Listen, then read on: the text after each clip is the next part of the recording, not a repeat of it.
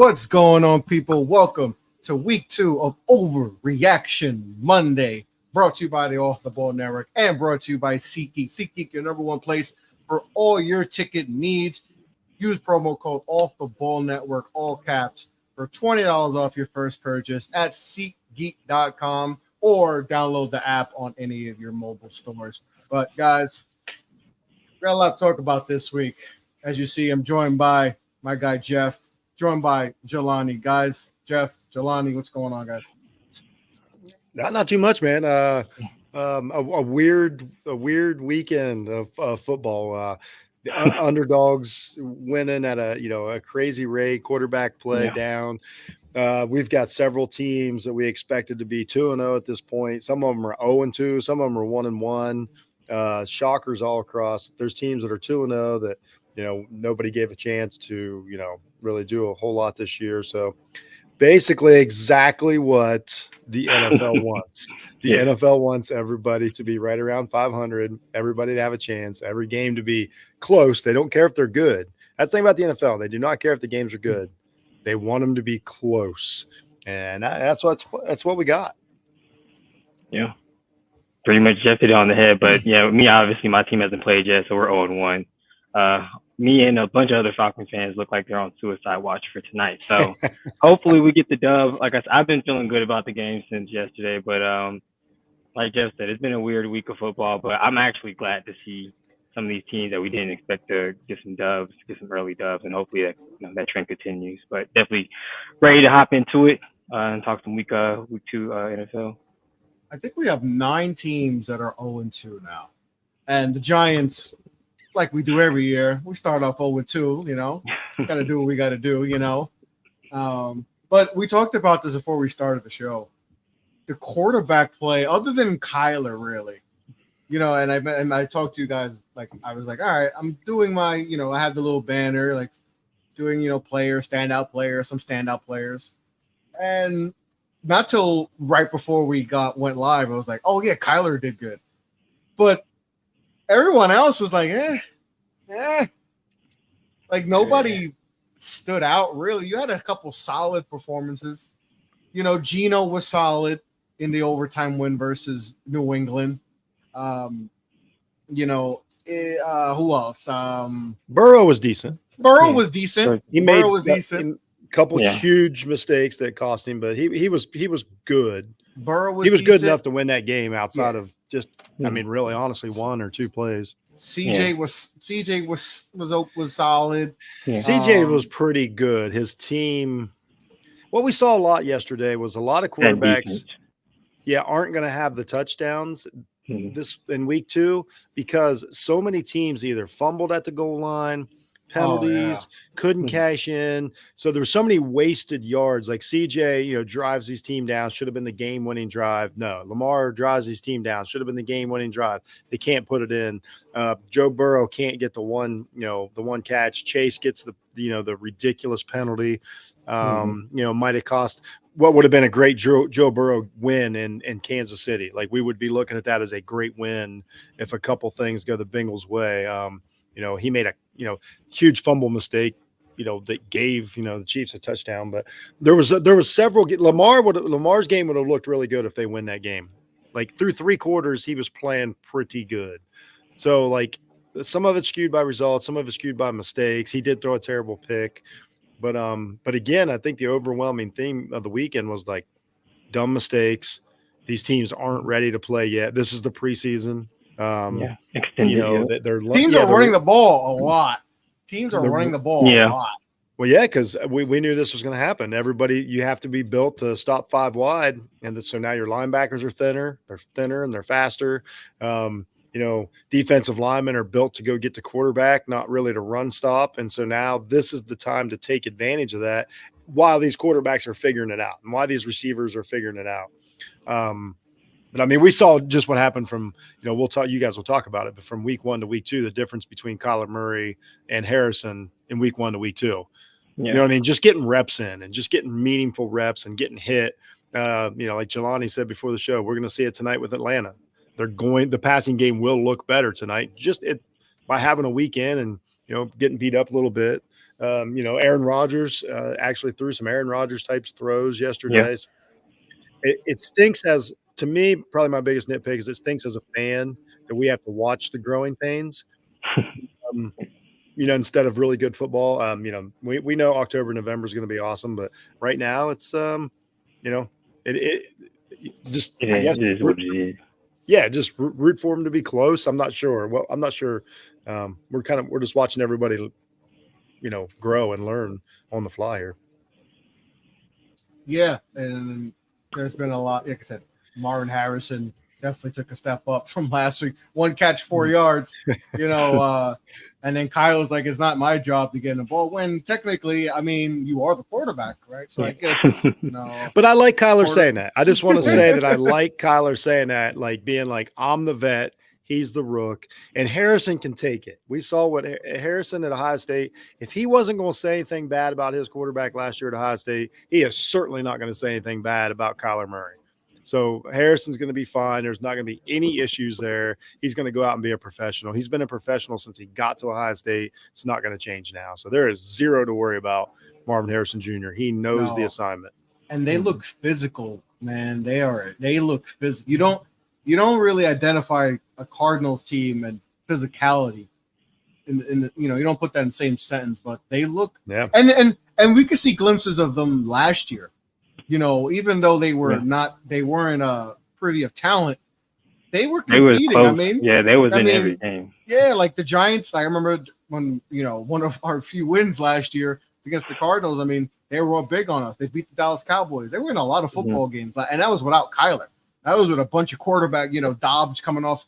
They're just picking him up and starting him. So, now that they have legit talent, McBride is a legit top 10 tight end. He's a legit. Obviously, drafting Marvin Harrison Jr. Like they got some guys. Buda Baker is a stud in the secondary. Like they got guys, and like Kyler healthy. This team could maybe flirt with the playoffs. I mean, maybe we weren't thinking that. A lot of people weren't thinking that, but now it's like, and then like they punked the Rams. Like I know the Rams are dealing with abundance of injuries, like a lot. Cup we just got word before that Cup is going to be out for a significant amount of time, and also who's the other guy? Puka Nacua is on already IR. out. He's already out, so they're really thin, So like, but still to punk a team like that it was a playoff team, it was an impressive. That was an impressive win by them. And again, we talked about how all these quarterbacks look bad even when they played bad teams. Kyler played a decent team. I think the Rams are a flawed team, but a decent team. That dude went 17 for 21. Yeah. That's impossible. We're talking 15-yard average, 3 touchdowns. Like that's an understatement to say that Kyler played good yesterday. He played great. Yeah, and the way he was able to extend plays and stuff too, like you said, like he played a pretty decent defense. Obviously, championship caliber team from a few years ago, and the way he was extending plays and running around, like we know that's Kyler Davis, that's what he does. But he was able to do it time and time yesterday and find open guys, mainly Marvin Harrison, and get TDs out of it. So it's crazy to see this see this team kind of like the transition, like we were saying, like last year they literally was in every game, they would just lose. And they even beat a few of us, like beat my team, Prez team. They came down to the end, but they ended up winning, beat Dallas. But this year, they're like they may be able to turn the corner and turn some of those close losses to wins, and like Fred just said, possibly become, sneak in and be one of those teams that makes the playoffs in the NFC, maybe wild card, maybe even division. I mean, San Francisco is 1-1 right now. So. The division might be something, might be there. And this is why a good draft pick like Harrison is the difference. I mean, the guy was the absolute difference yesterday. So that's why I like to see a team like fill a void and become better with a draft pick rather than, I know like a lot of times you got to draft quarterbacks and stuff, but it just seems like, okay, we'll see in a few years, like, you get the right position, like you're better the next day. And the Cardinals are, and the Rams are, the Rams look really beat up. They just, even last year, like I know they made it in and they easily could have won the Detroit game and all that in the playoffs. They just look like a team that's just like hanging on by a thread every week. Like they never look healthy anymore. Guys are always going down. Stafford's not getting younger. He's still a really good quarterback, but it's just like he can't really will a team No. You know, they're just not built that way. They're kind of thin at running back, if you ask me. Yeah.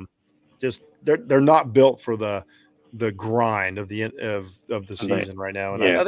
I think Arizona's a little younger, a little deeper, and it just kind of feels like I don't think this is a fluke. I don't think this, especially at home. I think Arizona's going to be really good at home, and if they can steal a couple away, who knows? Yeah, they look good. They look good. Like I said, And Kyler's never I know we'll move on off Kyler, but Kyler's never really had a season to where he didn't look like he belonged in the NFL. He's had a few games here and there that we questioned it. His size, I'll always question because that's just physics, but he's never really looked like, for instance, Bryce Young looks. Like he's a lot bigger though. Like he's like that's what I'm saying. We talk about Bryce being small. He looks small. Kyler is his second year. He was a baller. Yeah. And, has had some injuries and he's stuck with it. He's growing as a quarterback. Like he's getting better, but he looks like an NFL quarterback. He's never really looked like, man, this ain't going to happen. Like he looks like it's going to happen. Yeah. Mm-hmm. Yeah. He's, and obviously getting Marvin Harrison helps a lot when you. It's great. And if he can learn, he's learning how to play the game at his size, smart guy. He can, we keep talking about drafting the next Mahomes. Like Kyler might be the next Mahomes. He's not going to be as good, but like, he might be the guy. Like he can easily achieve a talent level that gives his team a chance to win in any situation with his legs and his arm. Definitely look good. But speaking of not looking good, in the early slate of games, the Cowboys, the Cowboys, the New Orleans Saints go in to Jerry's World. It's the home opener. People are ablaze. They had a great win versus the Browns. Brady's first game on calling a game. They look good. Dakota got paid, and even on See You Sunday, which you can catch every Saturday on the Off the Ball Network YouTube channel. Make sure you subscribe.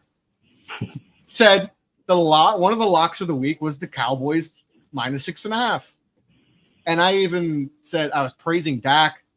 I was giving him a lot of praise. And then the Cowboys do what the Cowboys do when things are going – because they did this with the Cardinals last year. Mm-hmm. The same exact thing. They destroy the Giants, obliterate us on Sunday Night Football. What do? They go to the Cardinals with no Kyler and lay an egg. And it's like rinse and repeat with the Dallas Cowboys. They did it again.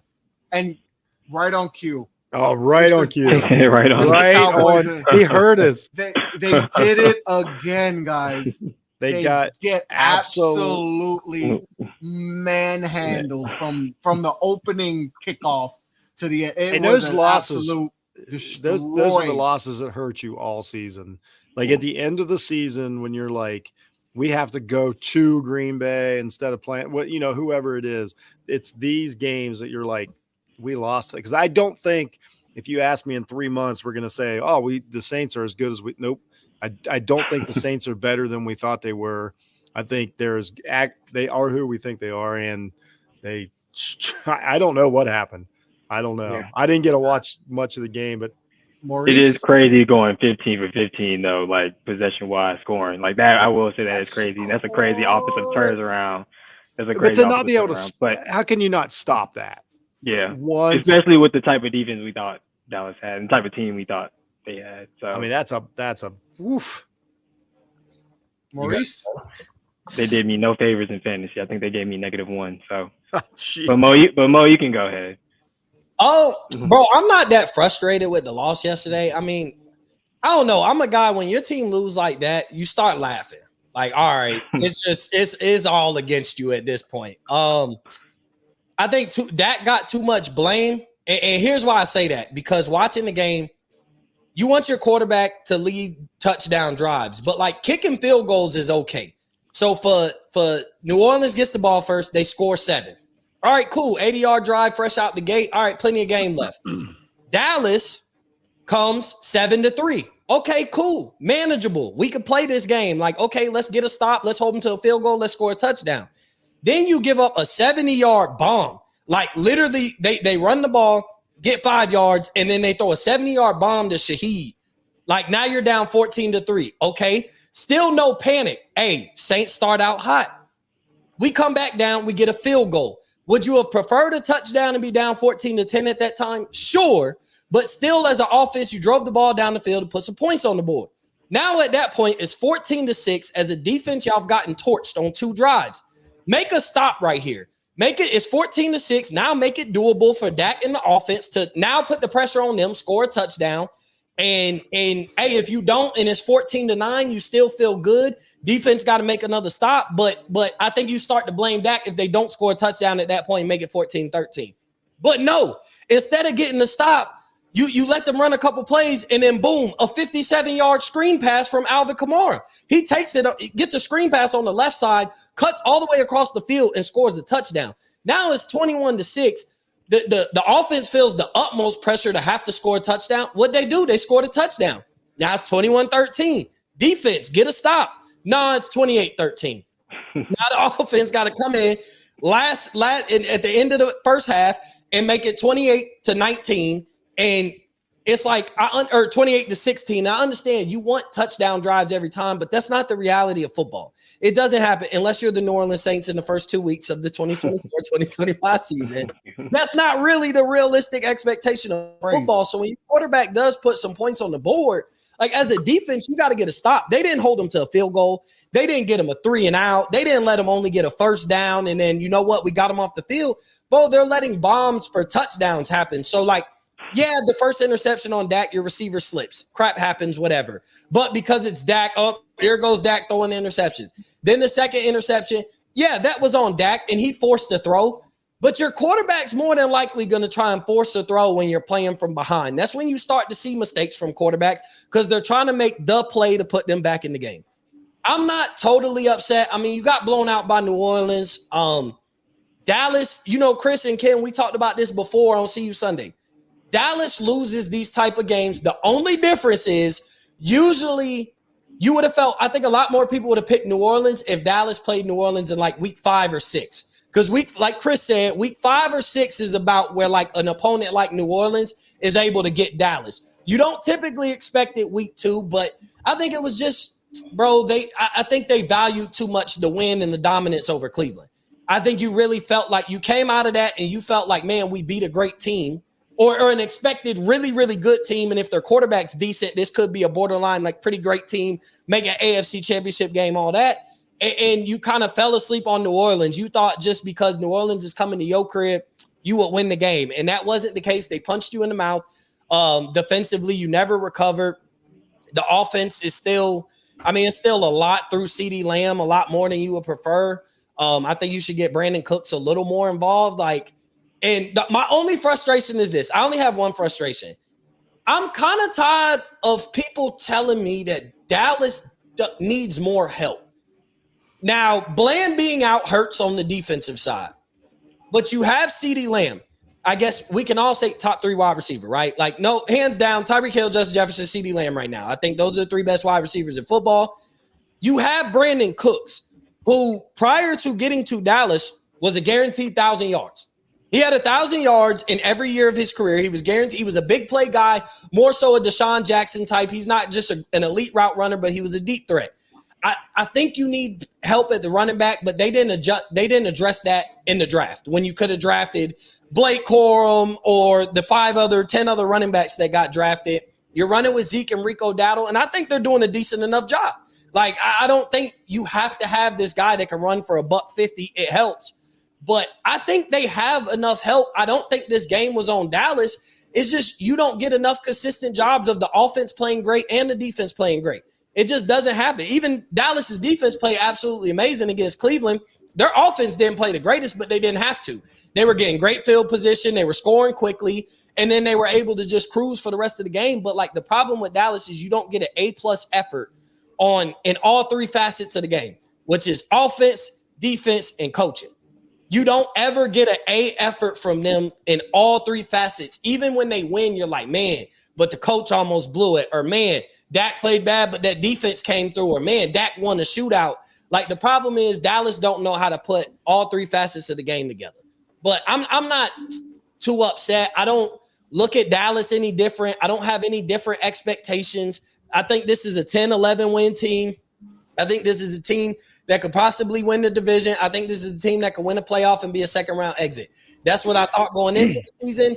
I don't think any less or any more of Dallas after this game. Obviously, I wouldn't think any more, but I don't think any less of Dallas after this game. Like, the Ravens game now looks more beatable. You start out 2-1, you get a win against the Ravens under your belt. You got, your division is kind of bad outside of Philly, so you pretty much can – the way they dominate, you could count 4 wins right there for Dallas. So now you're talking about their borderline 5-win team without some of the other bad teams.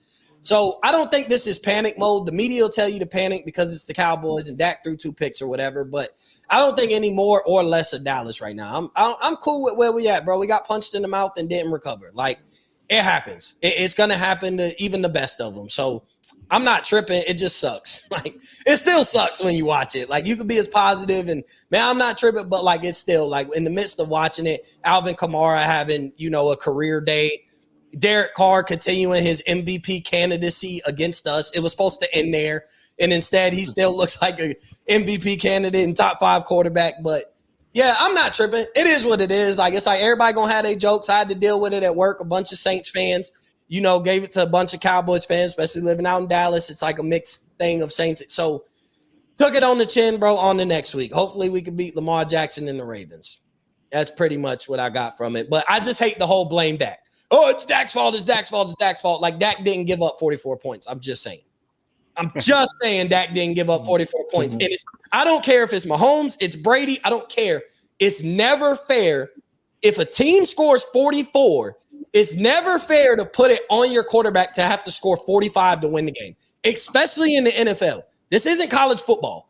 It is not fair to ask your quarterback that you have to come through and score 45 in order for us to win. And so that's what happened with Dallas's defense on the letdown. So, it is what it is. I'm not upset. My football life isn't ruined. I'm going to watch the game tonight, enjoy more conversation with y'all. I was looking forward to today. Dallas don't hurt me on a loss like Ohio State. That's it. It don't hurt me like Ohio State. Ken, how are you feeling about the team that plays in Dallas after yesterday's performance? Oh, it was a red zone day yesterday. Like, listen, I've seen it so many times. As soon as Shaheed scored that touchdown, I'm like, game's over. Like, Dallas folds like a cheap lawn chair. That's just – we talked about it on See You Sunday. There's going to be an egg at some point. I'm like, oh, that's today. Okay, now I can go watch every other game that's happening. So I didn't really sweat it. I just assumed that we're going to win 10 or 11 games, losing the wild card, and we'll see you here next year. That's pretty much where I'm at. Second round, exit at best. That's where I'm at. Like it's insane to think that we were going to come into this year and have like some sort of different result, making almost no changes. So, like, I don't know why I should be. But why is this the case? Like, obviously, I can't stand the Cowboys. So this watching you guys falter like this is enjoyable. But my team, does that enough every Sunday too. So I can't enjoy it too much. But why is this? I mean, an 80s. Shaheed had an 86-yard touchdown. Kamara had a 57-yard touchdown, I believe. Chris Olave had a 38-yard almost touchdown. But it's not just giving up. It's giving up the big plays are what hurt. It seems like in big games. Not that this is a big game, but like what I'm saying. Like, it seems like when you guys lose big, it's because you guys are giving up 80-yard bombs. And like, why is that? Is that indicative of the coaching? Because you guys look like world beaters. Like, you guys look like maybe the best team in football. I know it's week 1, but this is overreaction. This is an overreaction show, so we're going to overreact to 1 week. But the Browns were. We all thought the Browns were going to be especially defensively, they're one of the better defenses in the league, and you made them look silly. And then you play a team in the Saints who some of us thought the coach is he might be the first coach fired. Dennis Allen. Like, we all thought I think we all were like, yeah, he's the first one gone. Like, he's fired, and he has his team prepared, and Dallas isn't prepared at home at the crib. I think Dallas was like. I don't think it's coaching. I don't think, for me, yesterday wasn't about coaching, and I know like Mike Zimmer's defense got picked apart. I understand that. I think sometimes, bro, the players, like, and this is like something that like my coach used to tell me, like, because Like, bro, you think because Dallas Cowboys is across your chest, you're going to walk out there and the team's going to fold against you. And like for some teams, this is they like Super Bowl moment. Like for the Saints, that's probably one of the biggest wins they're going to have on their season. It was a statement win for them to, hey, you know, we want y'all to take us serious, whatever. And I'm with Jeff. I don't think later down the line, you're like, damn, that was just a damn good Saints team. But like, I think Dallas just felt like they was going to walk out there. The Saints weren't as good as they advertised, and being the Cowboys across your chest, you were going to win the game. And that's just not the case. Like, but I think the issue with that is I think the whole problem is there's literally no reason they should think that. Yeah. Like, literally no reason. Like but nobody hears. You know why they believe it? You know why they believe it? Because Jerry no, will go on his radio show every single week and tell you how great Dallas like is. on, And then the on fans this, will tell you how great they are. yeah, on this show, I think I'm the only one that remembers Dallas actually being that good. But they truly believe that they like are the best team in the NFL because Jerry sells them as the best team in the NFL, and they feel like they can roll in any given Sunday and just roll every single team. And that's why you get those flat performances. I think it's just a culture problem because what did we say before the playoff game against Green Bay? Dallas is going to run through this Green Bay team. Like, this is the easiest matchup that they could have asked for. So then they listened to that all week, and then guess what? Jordan Love picked them apart, like big time. And We'll find out. We'll find out a lot about them this week. Yeah. Regardless of how good Baltimore is, they will show up to play. Yeah. And if you let down, they will beat you. Like, I don't think they're a great team this year, but you can't take it easy against them because they will show up to play. So if Dallas handles them, if you're Baltimore, they're probably sitting there saying, "Look, we get up a couple scores, they're going to fold." Because that's just the Dallas culture. Like, if we're blowing you out, like, we look really good, but if we fall behind by even 10 points, like, pack it in. Like, we're done today. And I know that's what it's been for years, though. That's not crazy the thing. And I know it's a see you Sunday question, but just real quick, like it's a yes or no. This is a must win for Baltimore right now, right? Like 1,000%. Like starting 0-3 being Baltimore, 1,000%. NFC is like that's like you're asking for a death sentence to have to turn it around. Just to, I mean, they got the Bills coming up right after. Like they talk about Baltimore might not make the playoffs after starting 0-3. What's going? What projected the AFC to look like? So the only thing that might save them is I don't think it's a must win for Dallas, but I think it's a must win for Baltimore. Yeah, but that's the whole point, though. So here's the whole point.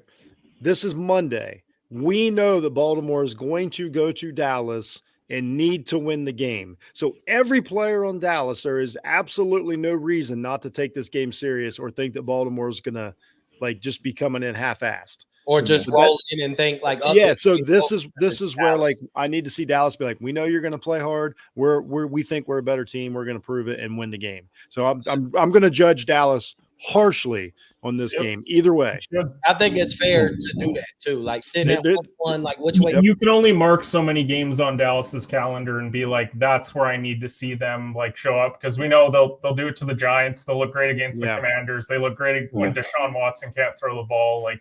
They'll split with Philly, like so.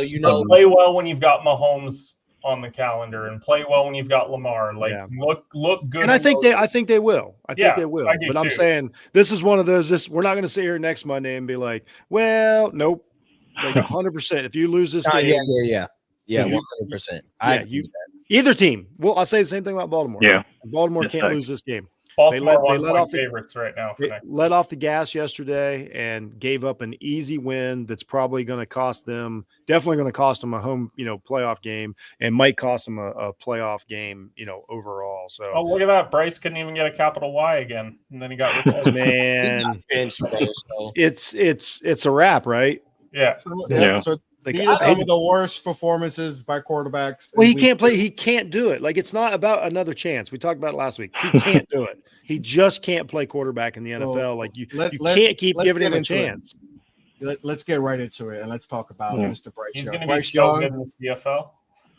Bryce Young has been benched for Andy Dalton. The Panthers said, "Oh my God, he's going to be on TV anymore. Next year." He was officially benched today. It is bad in Carolina. Like, it is really bad. And I have a question for you guys later about the Panthers that we'll discuss later for our overreaction segment. But it It is bad. He is benched. He had, as you saw in the graphic, it was bad.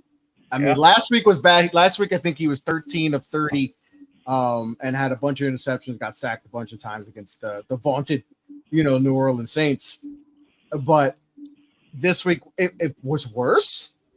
I couldn't imagine it being worse than what it was, but it was worse.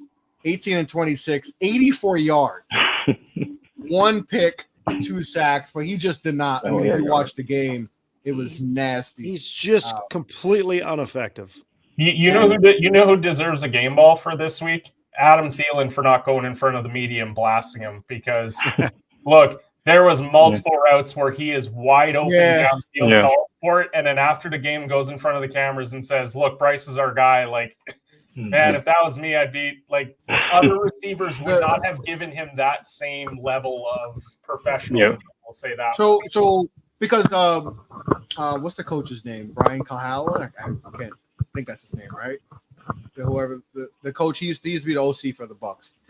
He said after in the post game, they're obviously going to ask him, "Did you think about benching him?" No, he's our guy.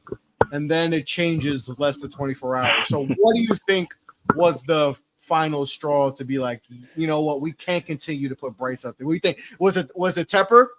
Was it David Tepper being like, "Yo, I need the one that wanted him"? They rewatched, even though he wanted him. Yeah, that's the one that wanted him. Yeah, they went to the game. Well, yeah, because Tepper said this is the guy who's going to lead us to Super Bowls, plural Super Bowls, and he's benched, the second game into his sophomore season. So it was that you think is strictly from the head coach, or do you think is other people saying this, or like maybe Bryce said it? I'm gonna tell you this: Tepper watched football on Saturday. That's what happened. He decided to watch college football, and then he woke up to support his team. Like, okay, it's game day, and he got to watch Quinn Ewers look good before getting hurt. We got to watch, all I'm saying, and he didn't play the greatest, but he watched Shedeur Sanders play fairly good. Now, Carson Beck was but then he got to watch Jackson Dart play really good. He got to watch Cam Ward play really good. And then on top of that, let's just put icing on the cake. He got to watch 4 quarterbacks that are entering this draft. All 4 are better than his current quarterback. Shedeur, Cam Ward, Jackson Dart, and Quinn Ewers are all draft-eligible quarterbacks going into the league. They're all 4 better than Bryce Young.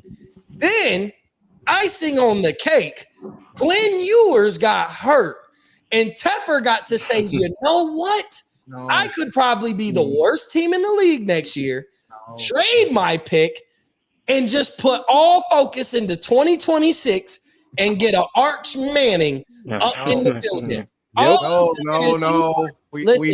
We need him in New York. We need a Manning in New York. Pepper watched 5 quarterbacks play football on Saturday that are all better than his current quarterback. I think they're better suited to be better NFL quarterbacks, and he has decisions to make. And the easiest way to do that is like, you know what? Let's go ahead and bench this guy. We know we're going to move on next year. I wouldn't be surprised. They're going to move on. Like, at the end of the day, I think when you bench a second-year guy in his second week, like this is week 2 and he's benched, I don't think you come back from it. I definitely don't think Bryce Young bounces back and becomes the quarterback they thought they would have in the organization.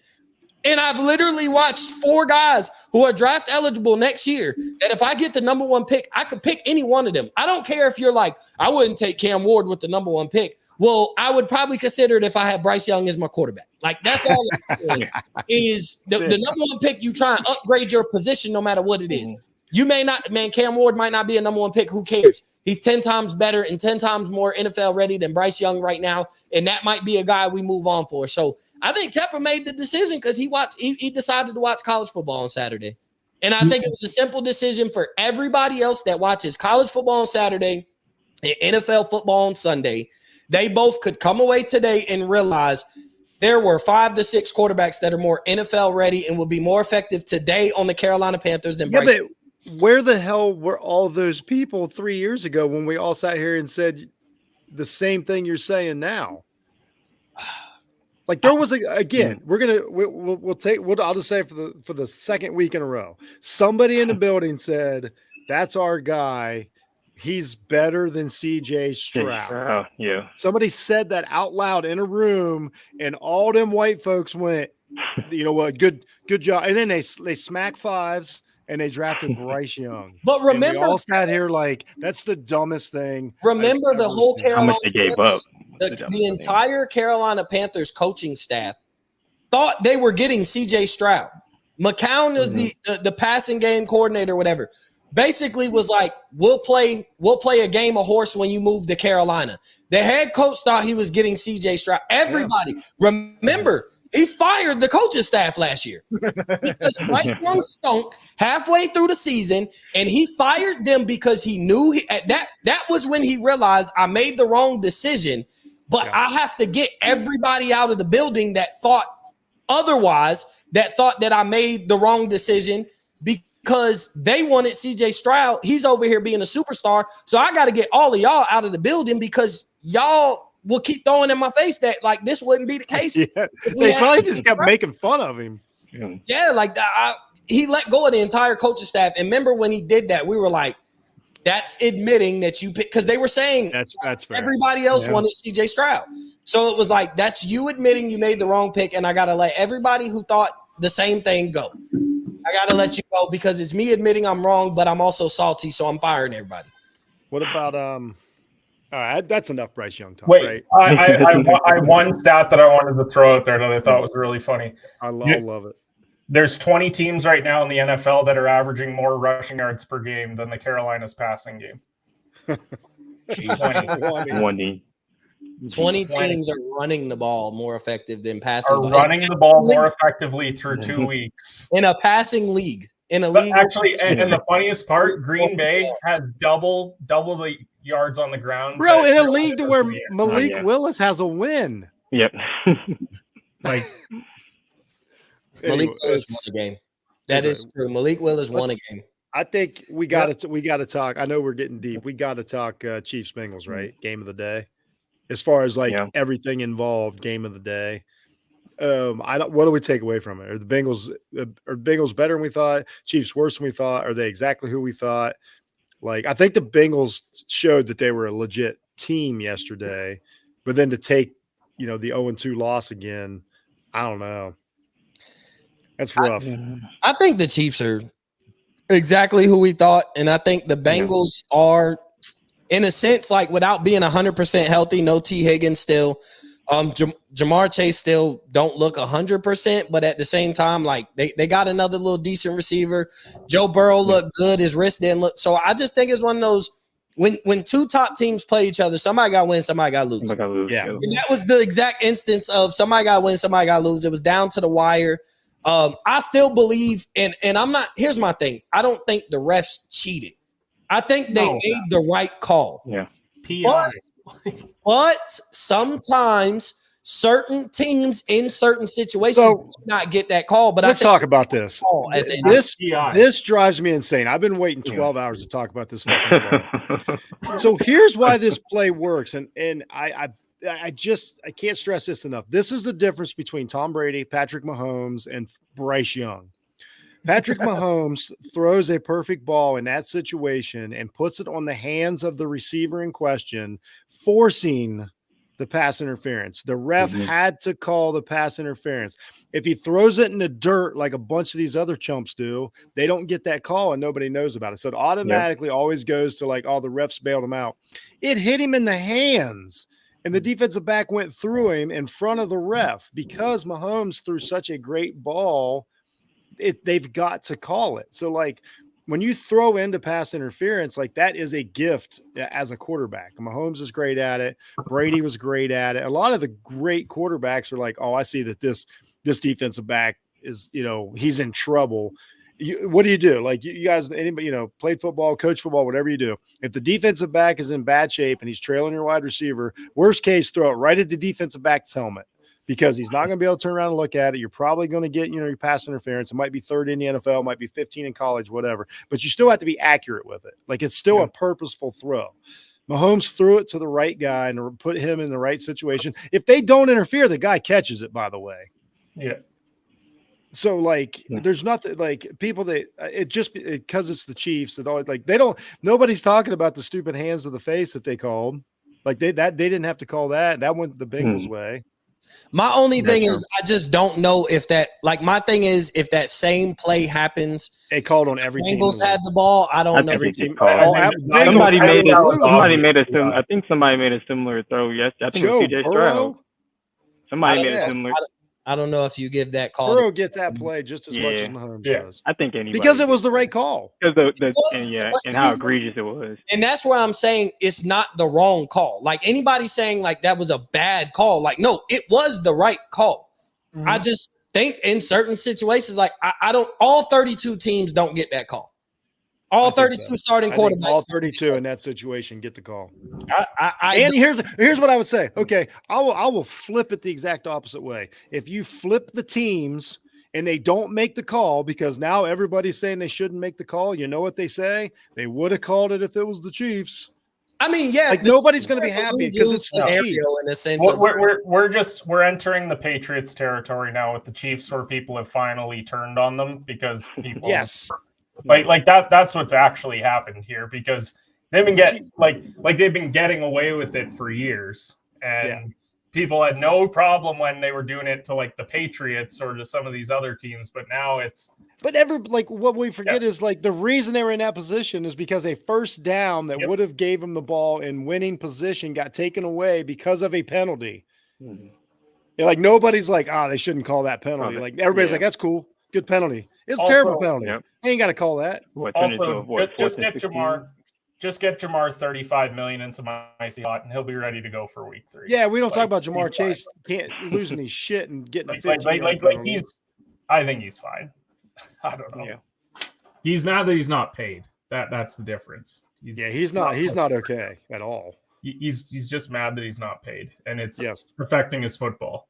Yes, 100% is, which is going to start affecting Joe's football. Yep. Yeah, that was a difference in the game yesterday. His contract was a difference in the game because without the 15-yard penalty, because he's just so pissed off, they win the game. And as we said on See You Sunday, like the Bengals, we assumed that they were going to lose in this spot. We can hit the panic button if they lose one of the next 2, but otherwise, I think they're fine. Yeah, they just have to win a couple. Yeah, they just have to. But everybody just has to be. We pointed out like they've got Washington and they've got Carolina. Both of them, they're 500 coming out of September. You lose to one of them, and it's like, whoa, what the hell's going on? Why are you losing to Jaden Daniels or Andy Dalton? If any team gets to 4-4, they're fine in this league. Yep. Any team, if you can just get to 4-4, 5-5, you're fine. Yep. All right, it's time to overreact. Let's go around the horn. Well, I feel like I've reacted appropriately so far. Nothing's bothered me this week. Let's start with Jelani. Jelani, what's your biggest overreaction from week 2? I don't even know if I had a few. I guess it's kind of like 2. What I was going to say, biggest overreaction, and now, at first I wasn't going to say it, but being that he got benched, I want to say it now. NFC South may have been, coming into the year, was looked at as the worst division. I think it might be the second best division in the NFC right now after NFC North. Yeah. So, especially if we get the win tonight, which like I've been saying, I've been feeling good all day about possibly getting the win against the Eagles. We're 1-1. Obviously, we got a Bucks and Saints team that didn't make much changes, just kind of ran it back, and they're looking pretty good. Again, I know we're saying the Saints might look the same as they have been these first 2 weeks throughout the year. And I think obviously some of that does cool off, but they still got a lot of key guys and key positions and a lot of veterans, I think, to keep that locker room straight. If they can stay on this high, I think they'll be a solid team. Same thing with the Bucks, obviously. Baker looks like Baker. He's managing the game. Yes, obviously 2 stud wide receivers, and their defense pretty much the same as well. So I think if the Falcons are able to get their shit right and do what we're expecting them to do, I think this can be probably the second, pushing for the first best division in the NFC. Even with Andy Dalton, like I come into the year, we all thought the Panthers weren't going to be that good. But I thought they made some decent additions, especially defensively and offensively. They got a few playmakers here and there. If Bryce Young was able to play up the capabilities, that they wouldn't be as bad as people would think they were going to be. But they've been dealing with injuries. Obviously, Derek Brown's out. Horn doesn't look that great of a cornerback like we thought he was going to look. Obviously, now Andy Dalton's down at the helm. But it could be one of those situations where he comes in and does a Joe Flacco type thing, and from last year, and kind of gets them a few wins, but we never know. I think NFC South, like I said, if Falcons get their shit right, they're probably top, second best division in the NFC at the moment. Yeah, great win by Tampa Bay, by the way. Great win by Tampa Bay. We didn't get to talk about it, but that was big. Yeah, that was definitely a good win on the road. Baker looking solid. Another team that's looking a lot more physical. Tampa Bay is sustainable. Like, they can do this every week. Like, they can win 10, 11 games this year because this is who they are. I think they're one of the most sustainable teams in the league. Agree. Mo, biggest overreaction for week 2. Deshaun Watson and the Cleveland Browns will miss the playoffs while Baker Mayfield and the Tampa Bay Buccaneers make an NFC Championship appearance. That's where I'm at with it. I agree with Jeff. This is the most sustainable football. Rashad White's out, but they had drafted Bucky Irvin. They got another running back, Sean Tucker from Illinois. They had got him in the draft last year. So they got Chris Godwin, Mike Evans. Their defense is good. Their defense can cause turnovers. Their defense can get pressure on a quarterback. I guess I would be a little concerned with that statement with their offensive line with Aiden Hutchinson going crazy, but sometimes guys just have their A+ days and it happens. And Hutchinson's one of those guys. He's on the verge of being a superstar defensive end once he hits his prime. But I hate the Bucs. I really do. But I believe in this Bucs team. Like I do. I think Baker, he showed you last year. He threw for 4,000 yards and 30 touchdowns. Or 3,800 yards and 30 touchdowns. Me and Ken had talked about this before the season. Like, if he could get to 4,000 and give me 32 touchdowns instead of 30, like just slightly better this year than he was last year, the Bucs were a playoff team. Like that makes for a really good Bucs team. And they beat Detroit. I know it's week 2. It doesn't mean much. I think Detroit's primed as far as they're pretty healthy. So you got to see the full Detroit team. They didn't make any crazy additions to where you're like, it's some chemistry things that they got going on. They don't have a superstar wide receiver new that they have to make happy or anything like that. So it's like when I was watching like the Lions, I'm like, they're more ready to be good early on in the season because they're returning a lot of the same core team. They don't have a lot of adjustments to make. And the Bucs defense looked really good. Yeah. And there's not, when you talk about the NFC, like there's not really a superstar quarterback that you're afraid of the Bucs and Baker Mayfield to have to face in the playoffs. I don't think you'd be afraid to face Philly and Jalen Hurts. I don't think you'd be afraid to face Dallas and Dak Prescott. Jordan Love and the Packers, if he's even back, or when he comes back, we don't even know what shape the Packers will be in. So I don't think Kirk Cousins and the Atlanta Falcons put fear in your heart as far as there's not that quarterback on the NFC side that just makes it so tough that if they don't draw that matchup, they'll find themselves in the NFC Championship game. So, I think the Bucs could beat anybody in the NFC straight. Mo, it feels like you're really close to saying that Baker Mayfield's the best quarterback in the NFC. No. No. I think that Matthew would have been, but honestly, his team is trash. No, Dak is still the best quarterback in the NFC. I'm not. Okay. Yeah. I'm just. But I think consistency. I don't think anybody wants to be the best quarterback in the NFC right now because it's like a weekly thing. It's a curse. That Bucs team, like Jeff said, the way they play, their play style, they can sustain that. Mike Evans didn't even do too much. Chris Godwin had a hell of a game. Mike Evans played good the week before. We got some running backs, plug and play. We got a good offensive line still. Like, we got good defensive players. We got playmakers on all 3 levels of the ball. We got good D lineman, good linebacker, and a couple good defensive backs. Like, so if the Bucs, a team that we're not talking about, I know starting out 2-0, so it's like a hot overreact, but the Bucs could find themselves in the NFC Championship, and that's the team that could find them. We won't talk about them all year.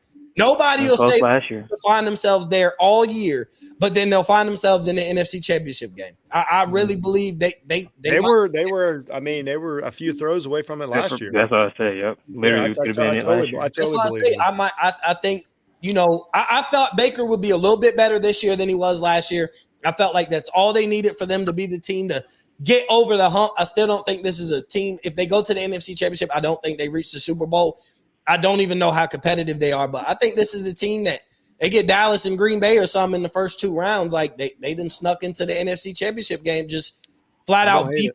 Like they're just gonna beat. They're just gonna play and line up, and they're just gonna play football.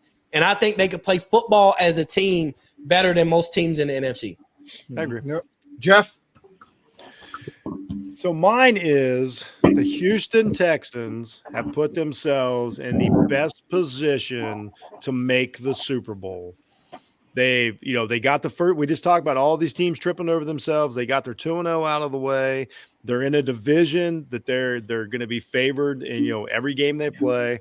They're young. So that just sometimes that you got to have a slight health advantage. They're a fairly deep team, pretty decent roster. And then when you watch them play, they play fast and they play with a hunger. They play with I'm watching like some of that stuff that Nico Collins was doing last night, ready to fight everybody. And he scored a touchdown and still ready to fight everybody on the field. Stroud is like, I don't think this is a blip. I think this is who he is. I think he's one of the very top quarterbacks in the league. And I think they're just in position to get that home field. And so then I think anybody going to Houston is going to have a really, really tough team to win there if they keep this up. So I truly believe that the Texans have put themselves in the driver's seat to go to the Super Bowl. I think KC's got some flaws at receiver. I don't think they're deep enough as far as skill and pro receivers, like actual pro receivers. I think they're going to struggle there. Cincinnati, we've seen some of their issues. I mean, I think Texans go to Cincinnati. Who knows? Baltimore's taken one step back. Their offense doesn't know what it's doing right now. They're obviously in a position. They're probably not going to get a home field. So like everything's going to probably go through that turf in Texas, and that's CJ Stroud's hunting ground. So I think the Texans are in the driver's seat in the AFC right now. Yeah, big time. That Texas team, and then you look at their schedule. Yeah. Favorable to win 12. Nico Collins. No, I'm counting everything in. I'm counting everything in. They schedule in the division, all of them are 0-2. Like you said, their schedule is good. 0-2, yeah. They're going to win that division. Yeah. Landslide, like it's going to be. And Nico Collins. Yeah, that boy's nice. You know what's crazy? He was this good in college. The fact of the matter is he could never stay healthy, and he never had a quarterback. He didn't have a quarterback. I said that to somebody today. Like, I don't remember him being that good in college. I'm like, who was throwing to him? He made like he had some huge games in college, but health was a factor. And when he was healthy, I was going to put that in the chat. Because you guys watch more college football than me. But I was going to be like, yo, was he this nice in college? Because I don't remember him being. He went to Michigan, right? Yeah, and then when he came into the league, he couldn't stay healthy for the first year. Yeah, and he just. Well, how many years is he in the league? How many years is he in the league? This is third or four. Yeah. 4 or 5, because you got to think about it. He just got paid. He's not a guy that you pay after 3 years, and he wasn't a first round draft pick. So probably 4. But he's got a baller at quarterback right now. Stroud's legit. Stroud is a legit Super Bowl contending quarterback. 2021 third round pick out of Michigan. Okay. Yeah, so third. Yeah. So he's going into his fourth. He's playing his fourth. And we wouldn't know who he is if he plays for Carolina Panthers. This is the difference when you get the right quarterback. That's just the difference. And if you're a wide receiver, like look at Terry McLaurin. I obviously I watched the Giants game, and I'm watching Terry. I'm like, he's about to be 30, and he's irrelevant. And because he plays for Washington, not that he say he's gonna be a Hall of Famer, but like. It's cost them a lot of really good years. Absolutely. He had some years where we were talking about him and looking at. Yeah, like because he's one of the receivers we always say like, man, what if he had a quarterback? Like maybe he's a 1,300-yard, 8 touchdown, and he's a multiple-time Pro Bowler, and maybe he could be a borderline Hall of Fame type or like.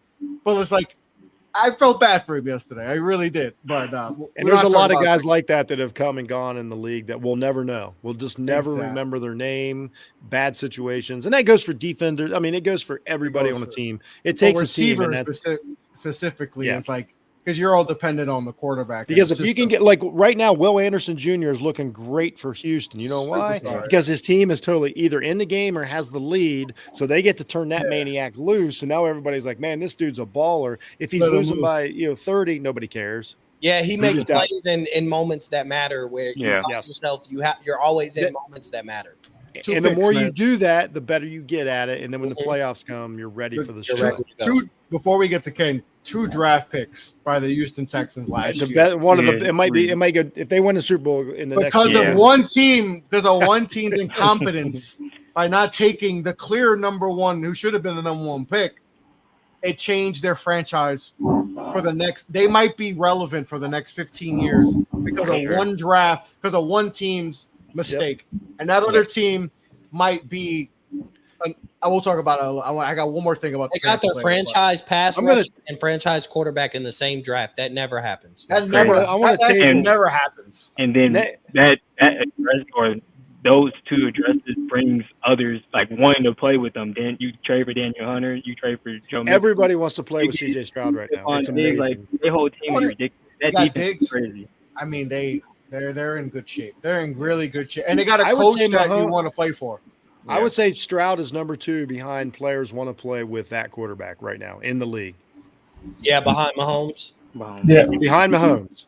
Yeah, I would agree, and it's Houston. Like we can sell. That's what I'm saying. I'm saying the whole package. We can sell you the city. We can sell you the quarterback. Because we can talk next week about Chicago's quarterback. We'll see how week 3 goes. But we'll let him wait for 2 weeks. To be continued. But Jeff might have been right. All right, it's Ken's time. Go ahead, Ken. I'm going to take the Arizona Cardinals to make the playoffs and Kyler Murray to be a sneaky MVP candidate this year. Ooh. So Kyler right now, I just locked in a bet because I saw the odds on it. 30-1 to win MVP right now. He's 4 TDs, no picks. He's over 210 yards passing and almost 60 on the ground a game. They blew out the Rams yesterday. It wasn't close. I think that's a top 3 offense in the NFL when we talk about the total package of what they have there. Great tight end, young wide receiver out there. They got plenty of weapons across the middle. James Conner just continues to be a really good running back in the league. Like they flashed that stat yesterday. He was only behind CMC, I think, in yards per game since like week 13 last year. Like he's been incredible on the ground. And I just think what Kyler brings to the table is awesome. I think the defense is going to be all right. Like they're certainly going to be the most exciting team to watch on pretty much every Sunday. Like they get the Lions. I don't know if it's next week or the following week. That's a must-watch game. Like that's just going to be a track meet. But look, you look at some of the injuries that other teams are going through, and I think that it's freed up a spot in that wild card position. I had originally put the Rams there. Cup's gone. Puka's gone. Like they're not going to win many games over the next 4 to 6 weeks. That takes them out of contention. And I think that they could slot in very nicely to be in that spot because all the other teams that I had are still in contention there. The only team that they probably have to beat out is Minnesota. And, I mean, Darnold looked really good against San Francisco, but I think that it's between them and Minnesota for that final spot, and I'll lean with the better quarterback. That's why I got Arizona to make the playoffs. I just locked in the Murray bet. Thank you, I just Ken. think 30-1, like he hasn't turned it over yet. You go and pick up a big win against Detroit, like those odds go from 30-1 to 20-1 overnight. Stroud's only at 450 already. Like the league. Like if you're looking for value early in the year because we're at least a couple games in and just monitoring where everyone else is at, I think that's really good value. We can agree Kyler Murray is the funniest player in the NFL, right? Like after he's literally the funniest player in the NFL, right? And you guys got here just slightly late, but we did give him his props at the beginning of the game if he had maybe the best game of the weekend. I think he definitely had the best. He definitely had the best game. If you're putting MVP money down, I know that the last number of years it hasn't been a quarterback award. I think there's the potential that he could be offensive player of the year because they typically look at that as giving it to the most electric guy. Whereas MVP, you kind of have to be a top 2 or 3 seed in your conference. I don't know if Arizona can get that far. So if you're looking at offensive player of the year, especially with all these skill guys going down, like shout out to Nico right now has the 5th best odds for offensive player of the year. Shout out to Kyler Murray for being the funniest guy in the NFL because he literally told us earlier in the week, it is not my job to get my new star wide receiver the ball. And he's always right here with us. What did Kyler Murray do the first 2 possessions? Throw it deep to Marvin Harrison in the back of the end zone for a touchdown and then find him for a 60-yard bomb for a touchdown. Like he literally is like, oh, everybody was so upset about him saying it's not my job. And then he gets on Twitter after. This is what tops it off. Is he gets on Twitter after emoji and just puts an emoji. Like I heard everything y'all said. How about that? Like, it's not my job, but he's here now. And you guys missed it, but we did comment on how Harrison's the perfect player to pick for Kyler Murray. He's a professional, young guy, talented. Like just like we just talked about draft picks. Like what a smart draft pick to make your quarterback better, which makes your entire team better if your quarterback's better. Yeah. I think what happens with Arizona too is people don't look at the people like Greg Dortches of the world because he doesn't have fantasy value, but like that's a great receiver to have in your wide receiver room. And that's what I'm saying. Like that's like what a lot Wilson of these teams there, are missing. Like sometimes you just need a Joe Jaravicious on your team. That's all. Like and Kansas City is really missing that guy. Trey McBride is fantastic. He made some catches yesterday where you're like, Jesus Christ, like this guy is so young at the thing. Yeah, he's a really good player. Yeah. My overreaction, Brian Daboll is getting fired very soon. That's not an overreaction. Yeah. Like soon. Like very soon. Is this obvious? He said like soon. All right. So I have obvious Monday? Like, what are we doing here? No, but he's like real soon. And Shane might be behind him. Okay, I have an issue. All right, the kicker gets hurt. All right. And let me vent. Let me vent for a few minutes.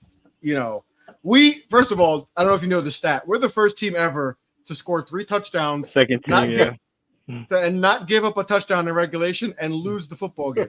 They scored 7 field goals and beat us. Okay. Our kicker gets hurt. All right. We know how there's backups for every position, right? There's a backup quarterback. There's a backup running back. There's a backup tackles. There's backup defensive ends, linebackers, cornerback, safeties, right? There's backups for that. Kicker gets hurt. You telling me there's no backup solution to when the kicker, I don't know, maybe the punter? He's not prepared. He shanks one all the way to the popcorn guy. So you're telling me you don't have a backup plan? Like this is for all teams, not just the Giants, but just all teams. Your punter, you should have him ready just in case. We've seen kickers get hurt, right? It's not like it's like something we've never seen. Kickers get hurt, right? They are on the field. They are susceptible to get hurt. And no plan. We have to go for 2 every time. Knowing us, we don't get any 2-point conversions. So, of course, this is a closer game than it should be. You know, I know people are mad at Neighbors for dropping the 4, but nah. Buddy had 11 catches, 130, 40 yards, touchdown. He's the reason why we're in that game. We should have won this game by 2 touchdowns. You know, Daniels didn't look that good, you know, to be honest. But whatever. But Brian Daboll, it just, the press conferences just get worse and worse by the week. It is just pathetic. It's pathetic. He's losing it. I know he's on Ozempic, but it's not working, buddy. It's not working.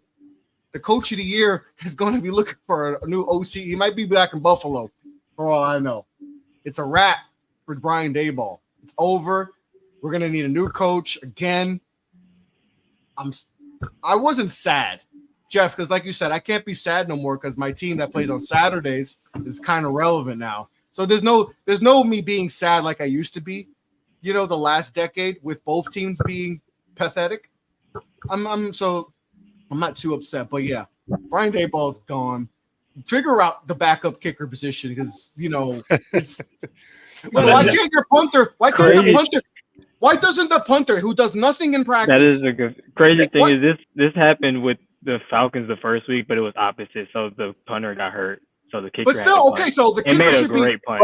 But what's crazy is why do you have your kicker that's been dealing with an injury on Saturday, and then you carry an extra roster spot, and then don't have a backup kicker? Yeah, like you had the spot. You could have just hauled Buddy out of the stands that can kick a 30-yarder and said, "Hey, get in here! Like we need somebody," and you would have been all right. Make sense. It cost you a football game. It cost you in a league just that have any kicker you could have had there. It doesn't matter who. I don't care who's on the bench. Call David Akers, call Vanderjack, anyone who's on McAfee. Get them, and we win, and we were 1-1, and the difference is immense. But now you're 0-2, and your defense did everything possible to win that football game for you. They did not give up a touchdown. They did everything possible. And because you don't have a kicker, because you don't know what you're doing anymore, it cost you a football game. And now the The wins aren't going to be there. Some of these teams, it's obvious, have a plan that we're not in on, because you can't play as dumb as some of these teams have played accidentally. It's pathetic. Like it's been really, really noticeable how like dumb some of these teams are playing. It's almost like if we don't have Stroud, Mahomes, Jackson, one of these dudes, they're like, let's just not care. It's so weird. The Bears head coach is he's gone too. He doesn't know what he's doing. Oh, gee, why? He absolutely doesn't know what he's doing. He's clueless. He challenged that challenge he had yesterday. You're literally you're in the frame. Yeah. You're in the frame of the challenge. They see that you see it, and you're challenging that.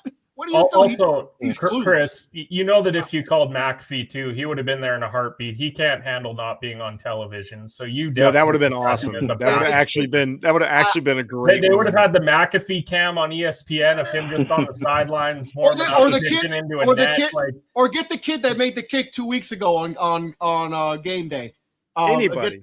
Who was the position player that had to kick a couple years ago? That was awesome. It was Reed from Kansas City. There was Buddy in Houston too, the running back. Ocho Cinco did it. Yeah. Old Bungawale or whatever his name was. It's just I'm over it. I'm ready for Arch 2026. When Mo was saying all that stuff, I was like, no. I will say this: how good does Arch Man look? Here's an overreaction. Arch Manning does not need to play another game of football. ESPN in college. Oh my God, ESPN. He's number one draft pick in 2026. Arch made whites everywhere put down their bush light and go outside and run a 40-yard dash.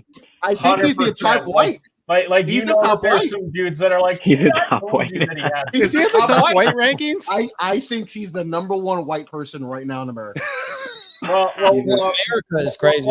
Because we can't include the number one white person. The number one white person that everybody loves. How about that? That we all love. Yeah. All right. So I got a few more things. Arch Manning, the number one white right now. So wait a minute. Does that mean? Wait a minute. I'm always we always confused about this. So it's like Luka. No, Europeans don't count. They're Okay, I just want to check. Arch Manning's in the league. American white. Then it would go like Luke, because they are a different kind of white. It's Luka. It's not Luka. Us American whites are a little different. And Cooper Flag and Caitlin Clark. Oh no, see, I don't think so. I don't think he's as likable. Our Arch and Cooper, man, they're gonna go back and forth like all year long. Jeff. You know whites. How the Caitlin Clark the poor whites have been down and out for so long. Now I'm glad they're finally getting a chance. We've had a tough time since Tom and Peyton retired. It's a comeback season for the whites. You got the best college basketball player in the country who doesn't play like a white. He doesn't play like a white either. Arch Manning. All I'm saying is Arch Manning reached the top speed that was faster than Tyreek Hill in week 1 or week 2. I'm just throwing that out there. That top it was like 20.5 or something like that. Crazy. Something, yeah. Arch something that Peyton and Eli never had. He got legs. They made the tweet. It was like he's not from them. He's from the receiver, Manning. Yeah, he's from the. He's got grandpa. Grandpa's genes. His dad. Genes. But remember, his dad was a receiver. Like you can tell that his dad was the athlete of the family, and he was born on that side. That's like Tiger Woods' parents, but they're both white. You just took the best. Let's not forget, man. Let's not forget Ohio State. They got a freak back there, quarterback. A few more things. Wait. Oh my God, we got breaking news.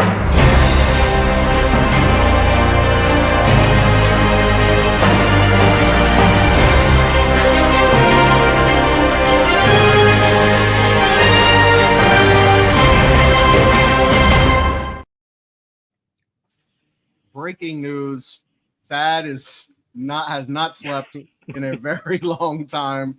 He has the current longest losing victory napless streak in OTBN history at 5.